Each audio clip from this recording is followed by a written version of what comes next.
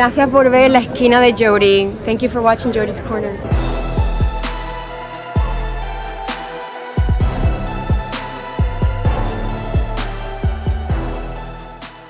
YouTube was good. It's your boy Jody Joe. Welcome to Jody's Corner. We are here for another comic book review, baby. Yeah! We here. This is the first video of 2018. I hope you guys had a happy holiday and you guys were safe and you guys partied or chilled or relaxed or sat by the fire or just did nothing but sleep. Shout outs to y'all. The time has come. Kingdom Come, that is. This is a graphic novel by Alex Ross, and it's heralded to be one of the greatest visual spectacles ever to hit comic books. And this is definitely something that is polarizing, and I haven't been able to read. I've heard about it for many years, so I finally checked it out, got a chance to read it throughout the holiday, and let's go ahead and get right into it. So this is Alex Ross and Mark Waid, Kingdom Come, one of the greatest comic book stories of all time, quoted by IGN. See on the side, it's about 100 and so pages long. If it was in a comic book issue format, single issue, it would be about 6 comic books or so. It's about the same length that Infinity War was. Winner of 5 Eisner and Harvey Awards, including Best Limited Series and Best Artist. Okay, so here, this book, Kingdom Come, basically this is an Elseworld story. Personally, I don't really care for Elseworld stories, but this particular one, I'm riding with it. I really enjoyed this story a lot. It basically takes place in the future, a post-apocalyptic type of world, but not the type of apocalyptic world you would think about. This is a world that is overran by rogue superheroes. The Justice League is disbanded. It's no more. Basically, this is the world of the future where Superman has walked away from the people of Earth, and the rest of the Justice League disbanded because of that. It takes place in the beginning following this man in a hospital, and this man's friend is visiting him. He's a pastor, and he's talking to this friend of his, and he's having these dreams and visions. He's like, oh, this doomsday is coming, the night in the fire, and the pastor's trying to calm him down. You're close to the end, my friend, because he's about to die. So this pastor, Norman McKay, is trying to comfort him. You know how it is. He ends up passing away, and then Norman McKay, preaching his regular service, is paid a visit by none other than the Spectre. The Spectre pops up and he's telling him, I'm here to show you enlightenment. I'm going to show you things. This ominous being that the Spectre is. Personally, I did not like the Spectre in this story whatsoever. He served no purpose except for helping narrate the story. But as a character within Kingdom Come, I wasn't feeling him at all, because the number one thing that he was here to do was to, what is the Spectre about? Casting judgment. You know what I'm saying? Showing, bringing those responsible for certain crimes against life and the balance of things, and casting judgment upon them. And he failed to do that in this story. Like, he was literally useless, in my opinion. He was the worst character of this entire story, and that's a shame. It's just a shame. But basically, he's showing this preacher that you're the key. I need a human soul to connect with so I can be able to show you exactly how you're involved with this evil world that's around you and how we're going to be able to fix it. Because I need to cast judgment on whoever's responsible. So the Spectre takes Norman McKay, because the Spectre he's kind of like Adam Warlock in the Infinity Gauntlet. He doesn't exist within reality, but he can come into reality. He's a being of another dimension, he's between the realities. So he's in this ghost transparent form. So he takes Norman McKay throughout time and space, because he's not bound by any of those things. And he shows them the story of why this world that he currently lives in, this old man Norman McKay, why is it that the world is not what it used to be? The world that me and you know. Because in our world, our imaginary world with these comic books, is that Superman is part of the Justice League. Wonder Woman, Batman, Green Lantern, and on and so forth. They're heroes who save the day. But in this story, Kingdom Come, it's not them. It's the future of them. It's their children's children who are now roaming the earth, and they've lost their way, because when Superman and the Justice League left, they weren't there to mentor the new heroes. So the new heroes is kind of like it's very telling, because it's like the new generation of kids. What do we say about them? Oh, they're in the technology. They don't give a freak about morality or morals. They don't say excuse me, good morning. They lost their sense of what they are about. They're like a super intensified version of millennials. So they're over here using their powers. They're destroying things. They're fighting each other. Heroes killing villains. I mean, the whole entire structure is gone when Superman decided to walk away from humanity. And this story basically gives you a reversed version of why he walks away from that humanity. And that's why I was reading, I'm like, man, I really want to know what the freak is going on. Why is Superman not here? Where's the Justice League? Who the freak are all these new heroes that are whack, destroying and killing and murdering people? Like, example, say I'm one of these millennials in this world, in this story, right? Me and J3 are both heroes. Because we are just millennials, we don't give a shit. He might say something to disrespect me. He might step on my J's. And I'm gonna freaking fire blast him into a building. A building that just killed 5 people. He'll come back out and freeze me into a building that just killed 2 kids. That's how easy and chaotic this world is in Kingdom Come. Yeah, we're supposed to be heroes because we murdered villains, but we also don't give a shit, and we don't understand what it means to really be a hero. Being a hero isn't just killing villains. It's standing for truth, honor, you know, the new American way, as it said in his book. It's not about that, and they don't have a teacher. And Norman McKay and the Spectre travel to where exactly Superman is in this time. They go to see Superman, and he has this farm. He's just a regular farmer. He's aged considerably. He has these gray strands of hair, a little bit of wrinkles here and there, but he's still big and yoked and powerful.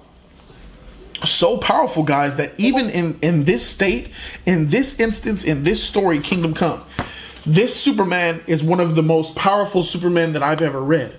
Because in this state, with his advanced age absorbing all of the yellow sunlight, he's impervious to kryptonite.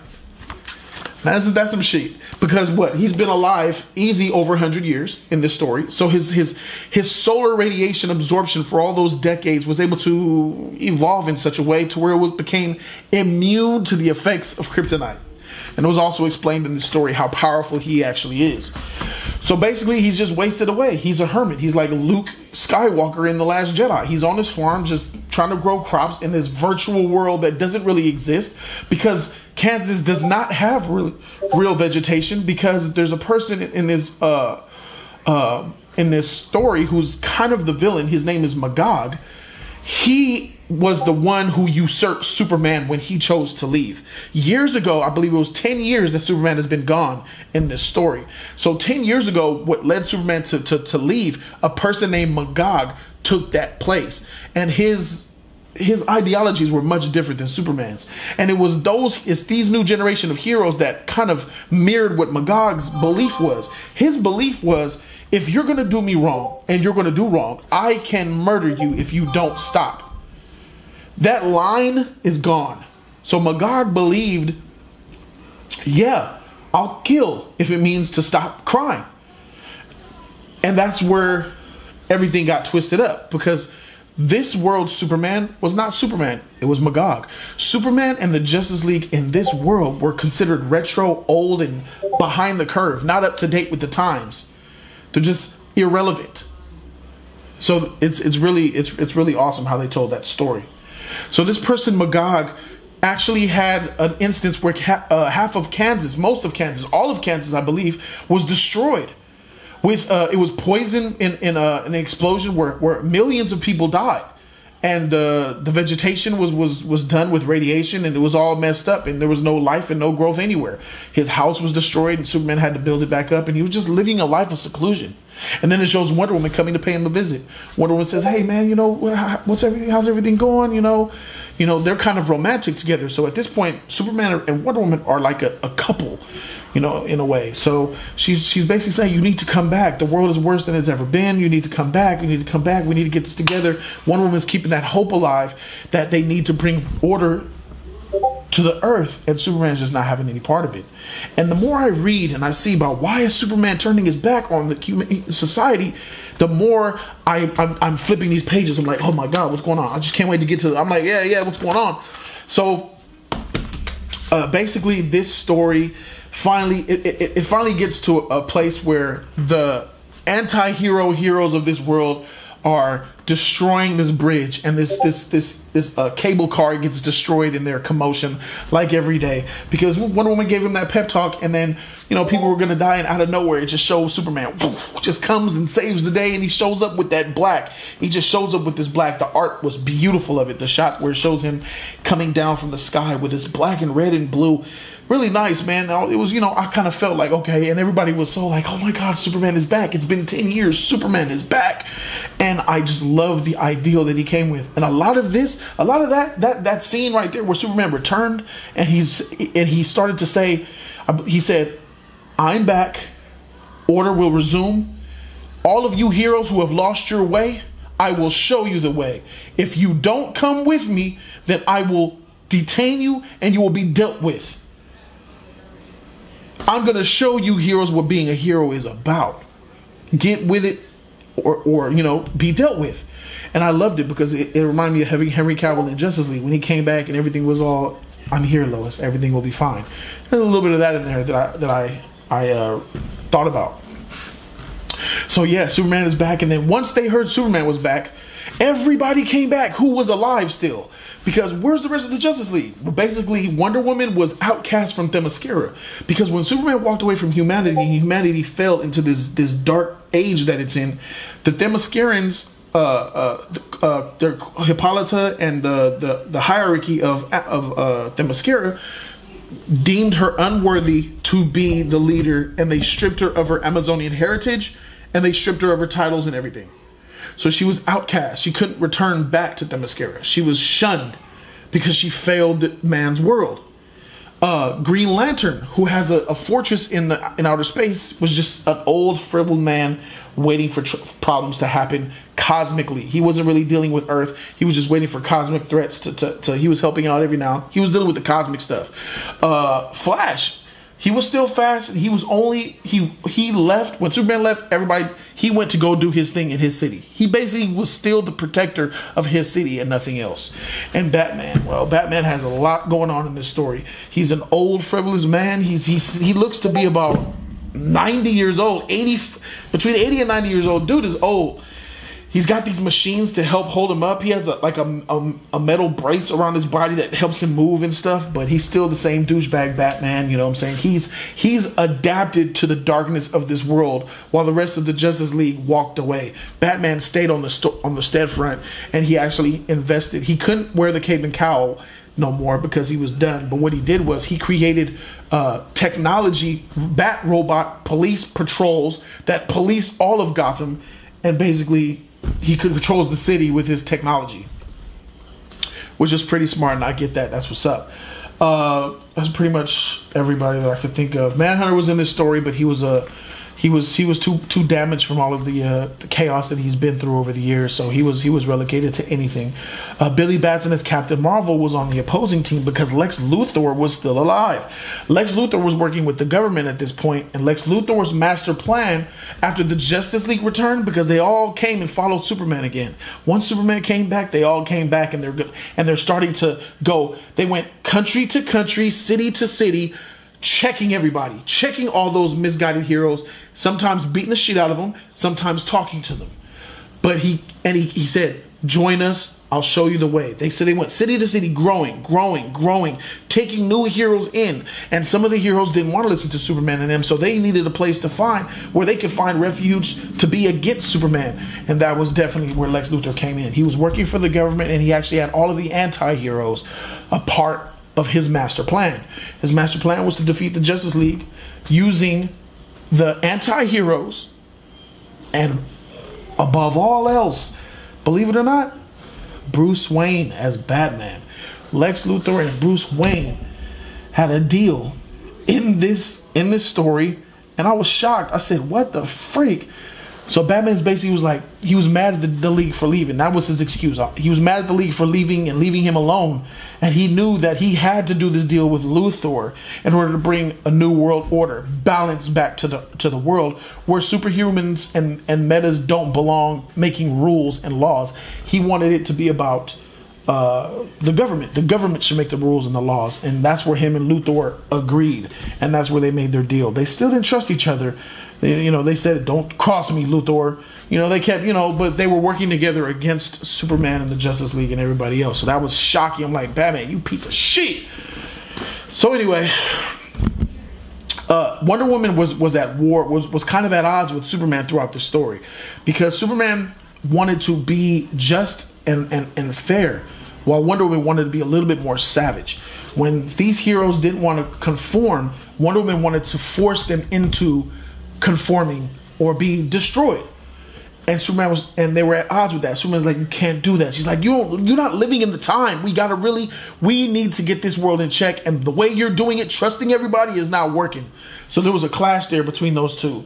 And that gave good chemistry as far as, making the story progress. And all the while, every single scene within this book, I think every single scene visually, just about, you could always see the Spectre with Norman McKay, because all of these scenes that are going on in this story, you can see the Spectre and Norman off in the shadow somewhere. Like, for instance, this panel right here. This artwork is absolutely beautiful, by the way. I do have a negative thing about it that I'll talk about later. But you see this where Superman is there, but you could see off on the side, there's Norman McKay and the Spectre. They can't be seen, but they're visually witnessing everything going on in this story. And they're just basically playing the waiting game. He's basically asking him, what are we doing here? What are we doing here? I swear that I don't know if Infinity Gauntlet came first or this was like 2002. So I think Infinity Gauntlet came first. This has a lot of Infinity Gauntlet about it, because Norman McKay was playing the Silver Surfer and Spectre was like Adam Warlock. Silver Surfer and Gauntlet was asking, what do we do? What do we do? He was like, calm down, everything will be fine. I have a plan. And in this story, Norman McKay, who was like the Silver Surfer, was asking the Spectre, what do we do? What is going on? Help me. I'm like, calm down, everything will be revealed. It was the same exact thing. And I hated it. I just hated it. In the Infinity Gauntlet story, I enjoyed it. In this story, it got on my nerves because after reading 100 pages and it's still the same shit, oh, everything will be just. We will be just. Judgment will be here. It will be revealed. It will be revealed. Beach, ain't one shit revealed. Freaking Weekend Inspector. I'm starting to get mad. Anyway, so basically, it all comes to a standstill where Superman decides, I'm not, to appease everybody, I'm not going to kill them. I'm going to contain them. He builds this humongous fortress the size of a city for a jail for the ones who don't want to conform. He imprisons the heroes who don't want to conform, which is okay, I understand, but it's met with some, here or there's the government's like, no, we need to take control. We ain't feeling it, blah, blah, blah. So there's smoking gun against Superman, because we all know Superman's OP. Batman's robots and those anti-heroes that Lex Luthor got are not enough to stop Superman, Wonder Woman, and the Justice League. It's not enough. They needed a smoking gun. That smoking gun in this case was Captain Marvel. Over the years, Lex Luthor took Billy Batson under his wing and brainwashed him into being evil, confusing himself. So basically, the smoking gun was Captain Marvel, because they knew that Superman was weak against magic. Because in this story, it actually shows him holding Wonder Woman's blade, and he cuts himself. He cuts his thumb and he bleeds. And she basically said, "Oh, you never were good against magic." And I'm like, oh God. So that is all throughout this story. I really don't like it, but it is what it is. So Captain Marvel is the only one that could beat Superman, and that's their smoking gun. So the government sends Captain Marvel to the prison. The prison is unruly. They're trying to break out, and once the government and Lex Luthor heard about this, they said it's time. Batman said it's time. Send Captain Marvel to where the Justice League is, because Wonder Woman went to that prison to put everybody on check and to kill people, and Superman had to follow to make sure nothing went down. And Captain Marvel went there, and everybody arrived. The heroes broke out. Captain Marvel broke the heroes of the prison out. So now we have Captain Marvel and all the heroes of the prison versus the Justice League and all of the heroes that they got from going over the world and conforming them to their side. So we have this big, huge Dark Knight Rises clash. Everything's going down. Niggas is fading. Bam. It's artistic beauty in this book. It's very nice to look at. Captain Marvel Shazam, he's trying to convince him. Superman's like, Billy, I don't remember, you're not this person. You were my ally. You were my friend. fight it. And Billy's just no, beating him, Shazam. And it was a point in this where I was like, wow. He called on Shazam's lightning bolt, and it was shocking, beating the shit out of Superman. He was Shazam, bow. I'm like, fuck. He'll turn back and he'll say Shazam again. He Shazam Superman with that lightning bolt like 8 times. Bruh had no costume left. He was just like, fuck, stop, Billy, fuck. So he basically was like, at the end of the day, the government sent a missile to destroy everyone, because that was the overall plan. Everybody was over here in this battle in front of the prison. All the while, the government sent this huge mega quadrillion-ton missile that's supposed to be able to kill superhumans, including Superman, whatever. So they sent it over there, and basically, time was going to run out. Everybody was going to die. Superman was like, the missile, Billy, what the freak? Get your shit together. Figure out what you want to be. Do you want to be this hero? Do you want to be suspect to this brainwashing? Look at everything that's happening. Billy takes a minute. He scans. Captain Marvel scans and sees everything and realizes what's going on. He says, let me go. Superman pushes off of him and flies to go save everybody, to stop this missile that's going to kill everybody. And then in the background, you see Billy Batson say Shazam one more time. And then he grabs Superman's foot. I'm like, oh my God, he's not going to let Superman save the day. And he throws Superman back. And Captain Marvel went to get that missile, and he sacrificed himself. And he called on Shazam's lightning one more time to trigger and blow himself up and blow the missile up high above ground, killing some heroes. I believe Green Lantern died, but saving mostly everybody else. He sacrificed himself. And it's at this point where I realized that Batman was a G, because he was basically duping the shit out of Lex Luthor, because he pretended to do the deal with Lex Luthor just to find out who the secret weapon was.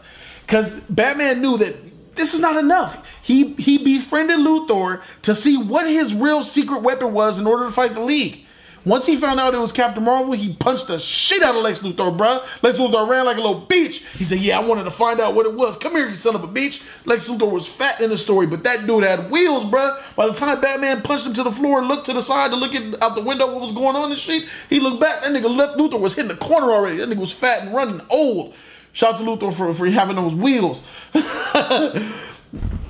But all in all, it was a really great story. And the best part of this story was, after everything was said and done, Diana was able to get her rights back. So Diana gets her everything back. She gets her the protector of Earth. She gets welcomed back to the she gets her roots back. She gets all of her accolades back. She's entrusted again. Batman decides to go back to doing his thing, but being more friendly. And it all goes down and it all figures itself out. But what pissed me off was the Spectre, because the old man McKay said, what was the ruling? Who's responsible for this? He said, he said, take us to the humans because they're the ones responsible. But Spectre never confirmed that, yeah, they should be judged. Nobody was judged in this freaking story. The Spectre was in the freaking, bruh. The Spectre was annoying in this story. Like, he should have not been in here. Like, I understand, like, it's a really religious story as well. They have these nice, beautiful paintings and panels in this story, combining the Book of Revelation and First Corinthians, and they're using Bible passages, and they're really pushing that superheroes are gods, and they're using the Bible to reinforce that. Like, that's what the pastor was viewing it as, and he went back to his congregation, basically preaching the good word according to him. And basically the Spectre comes back to his human self, and he's able to be that was whack. But the best part of the story is where Wonder Woman and Superman go to this restaurant and they invite Batman. So we have Batman, Superman, and Wonder Woman, the Trinity, at a table eating food. He said, I'll have the steak. Superman says, give me this, and Wonder Woman's like, give me this, and Batman's like, give me coffee straight up. And he's like, give me some steak. And he give him the steak well done. And they're talking, and Diana and Clark are like, well, Diana said, we have some news we want to share with you. Batman was like, I hope it wasn't just to bring me here for this steak. He said, no, there's something we want to say. And Bruce Wayne already knew. He said, you're pregnant. She was like, how the heck did you know? He said, yeah, you're a perfect physical specimen, Diana, and you've gained about 2 pounds. So I put 2 and 2 together. I'm like, this nigga Batman doing Batman shit. I said, that's what's up. But they was like, yeah, it was sweet, man. And then Superman was like, I've always trusted you, man. Even though you didn't trust me, I've always trusted you. And Diane said, we want you to be our son's godfather. Bama was like, well, I haven't been really too good in the father department. You know, Dick Grayson running around mucking shit. They said, but Diana's excuse was, we're godly. I'm godly. I'm of godly. And Superman is like a god. We need a human touch to help raise our son. You'll teach our son perspectives that me or Superman can't teach him. And he said, all right, I'll take him under my wing. Maybe a couple. And then she said, maybe, you know, we can't have him all the time. Maybe you'll spend a couple of weekends at Wayne Manor. Shit is tight, bro. It's just nice seeing these heroes have a conversation at a freaking table, bro. Shit is lit. And then they all talk, and you know, and Bruce Wayne and Superman, they hug, man. He's like, I always trust you. They hug. They walk out of the restaurant, and they see Norman McKay and the Spectre there eating at the table, and then they're like, you know, here's to the next phase of our lives. And it was just a peaceful. It was a conclusion. Like, the League is back. Bruce is happy. Superman and Wonder Woman are having a child. Bruce Wayne, Batman's the Godfather. And that shit was real beautiful, and it was very nice. So that's basically the story of Kingdom Come. There's some things that I got to talk about real quick. This is some of the nicest art that I've seen in a comic book. That is true. But because it was so artistic and it was hard to read for me. Like, it was hard to distinguish where the action is at. It was a lot like Transformers. Like, you see how everything's like a blur because there's too much going on. In traditional comic book form, it's so much more colorful and bold. This is more faint with the painting and such. So when action is happening, I remember it being so hard for me to be like, okay, wait, what's going on? Let me focus. Oh, that's an arm. Okay, that's a leg. Oh, that's what's happening. He's hitting somebody with, okay, because of the art style. So it was a lot harder for me to visually follow through on. But besides that, this is a great story by Wade and Alex Ross. I highly recommend you guys read it. I give Kingdom Come a B+. It's dope. It's tight. Yeah. It's dope, man. Guys, check out Kingdom Come. I hope you guys enjoyed this comic book review. Now that this is done, I'm on to my Black Panther. It's time to read nothing but Black Panther because I'm coming. This February 14th, Valentine's Day, Jody Joe versus X-Files for the Black Panther mantle. It's going to be Just Us Wednesday. Stay tuned. I'll see you guys there. I'm Jody Joe, and I'm out this thing, man. It's crazy, guys. After I friggin' ended the video, I was distracted by something, and I almost forgot to tell you guys the reason why Superman gave up on his on Earth, on the humans himself. So basically what happened was the Joker came into the Daily Planet one time, murdered 90 something people. One of them was Lois Lane. Joker murdered Lois Lane, and Superman was destroyed from it. And he still couldn't find it within him to take the life of the Joker. And the Joker was being carried off to prison. And before the police could actually take him into the car, Magog, the person Magog, approached the Joker and zapped him with a laser beam and blew his chest out and murdered him. Because what he did was evil. Because, you know, Magog believes in, freak that shit, you killed 93 people, bro. You killed Lois Lane. I'm murdering your shit. And basically Superman didn't know what to think of it. But what hurt was Magog was tried for murder. And at the testimony, at the trial, Superman was called as a witness. And Superman basically told the accounts of what happened. And, you know, he believed that Magog should have been sent to prison for murdering a man. And the jury disagreed with Superman. They acquitted Magog because they said he was justified in doing it. And that was a slap in the face to Superman. Like, I don't understand. I've thought I taught you people like to believe in justice, and you let a murderer go free even though he killed someone that I love and I lost him. You guys acquitted him, and basically then they turned their back on Superman. Polls came out how much they didn't like Superman, and they favored Magog for actually killing the Joker. And they said Superman was outdated, and they turned their back on Superman. They said that he needs to get with the times, that, you know, eye for an eye. Martin Luther King was more like Superman, and Malcolm X was more like this person Magog. And it destroyed Superman because he lost the one he loved, But the one thing that he stands for, justice and honesty and truth and trust, he didn't even have that in his people anymore because they turned their backs on him too. So he lost everything, and it sent him into exile, into seclusion, until he finally came back and got his shit back. So that's what I wanted to explain to you guys. Sorry about that. Yeah, till next time, take care of yourself and each other.